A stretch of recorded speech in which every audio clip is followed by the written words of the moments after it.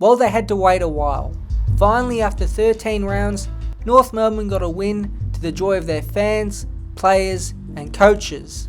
Sure, they got a bit of luck with the Elliott Yeo free kick, but for 3.5 quarters, the Kangaroos were the better team, and finally their senior leaders, mainly Jai Simpkin, stood up and got them over the line.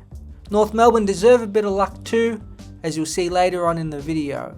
But the win halts what looked like the possibility of North Melbourne going on another historic run of losses. It also helped out some of their players in terms of individual win-loss records.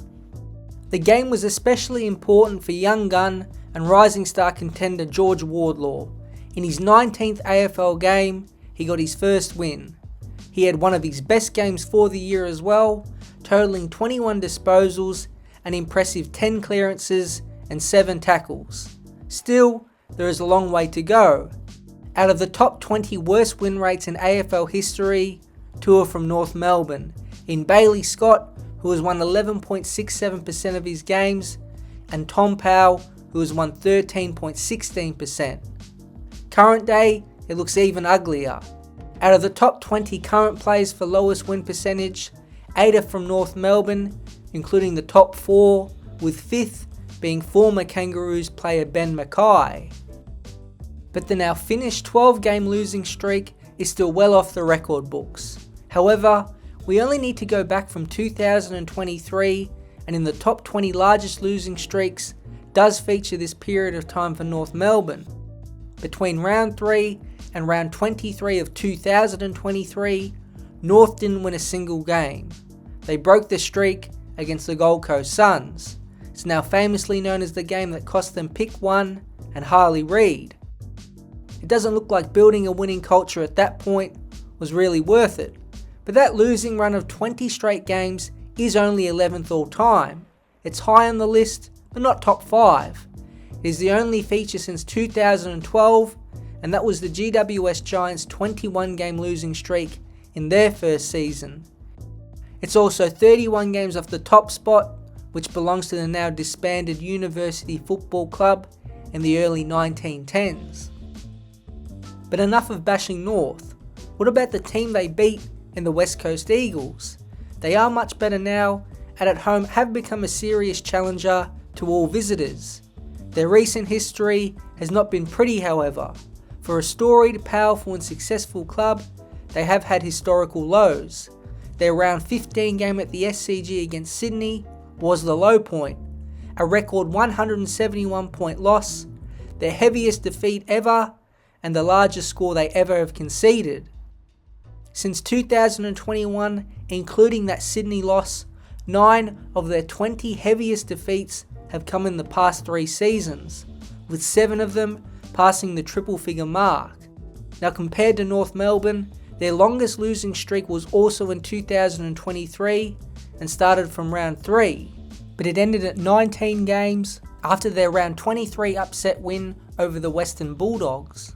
It's the worst in the Eagles' history and is 1 loss away from being in the top 20 all time. However, they do sneak in the top 20 list for consecutive away games lost, from round 6 2022 all the way until that round 23 game against the Bulldogs. They had lost 20 straight games away from Optus Oval. It's equal 11th all time and is a worse record than North Melbourne, although away games for the Kangaroos can still be played in Victoria. The last few years at Arden Street have been rough, not just from a win-loss perspective, but off the field.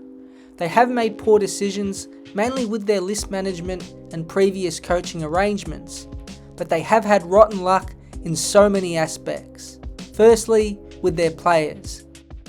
At the end of 2021, Ben Cunnington began a fight with testicular cancer. He won that battle, but clearly was done with football by the end of 2023. Individually, I'm sure it affected him deeply and gave him perspective. For North Melbourne, it meant a much loved and important leader was essentially out of action for 2 years. It's such a significant loss. On the field in 2021, he was the 23rd highest rated player, equal first for clearances per game, and second for contested possessions per game. Not many clubs can cover for an experienced teammate of his quality, and it's even more important with the young midfielders that were around him. Then there's Taron Thomas. The club finally got a fantastic next generation academy player. He oozed class and game-breaking ability, but of course, he was bad trouble off the field, and it's not like he was just thrown out straight away. He was given so many chances to adjust his attitude and behaviour, and now any AFL return seems highly unlikely. Then there are the two number 1 draft picks. Sure, it was a risk-taking Jason Horne-Francis from South Australia, but remember Nick Dacos was a father-son, and so was Sam Darcy. Horne-Francis was unanimously the best player in the 2021 draft crop. Yes, even ahead of Dacos. He was dominating grown men in the sandful and had the explosiveness and breakaway force all the best players in the competition have.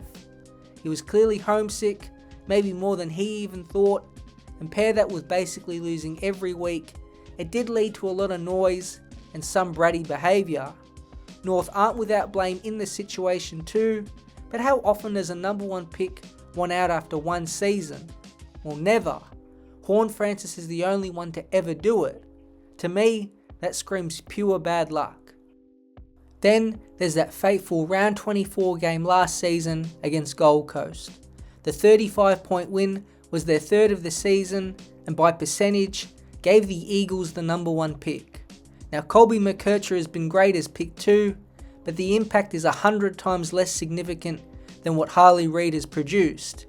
Yes, they should have lost to the Suns, but tanking is illegal, and it was just their luck on the day. Gold Coast were well off, and they were on. It's as bad as a win can get, and it sounds weird saying this, but right now, even that win was bad luck. Just imagine this team with a 32-year-old Ben Cunnington, prime Taron Thomas, electric Horne-Francis, and a relentless Reid. I think things would be looking much different. The luck factor can be applied to their senior coach.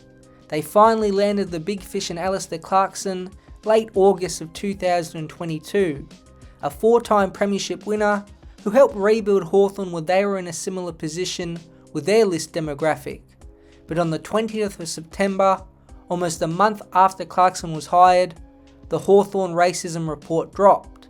Clarkson was accused of racist behaviour during his time at Hawthorn, and the AFL began their own investigation. Now, 2 separate reports by Justice John Middleton and Gordon Legal found no basis whatsoever of a subculture of racism at the club, so the AFL dropped its probe. Mediation between the Indigenous families and Clarkson, Chris Fagan and the other individuals named have broken down, and the dispute looks like it's on its way to court. How's the luck? The club hires their saviour, and within 1 month, these allegations came out, and by round 10 of 2023, he had to take leave. Clarko's poor behaviour has been on display a couple times this season, and clearly the stress of the situation has got to him. Who knows how much his coaching has been affected, but there is no way it hasn't been.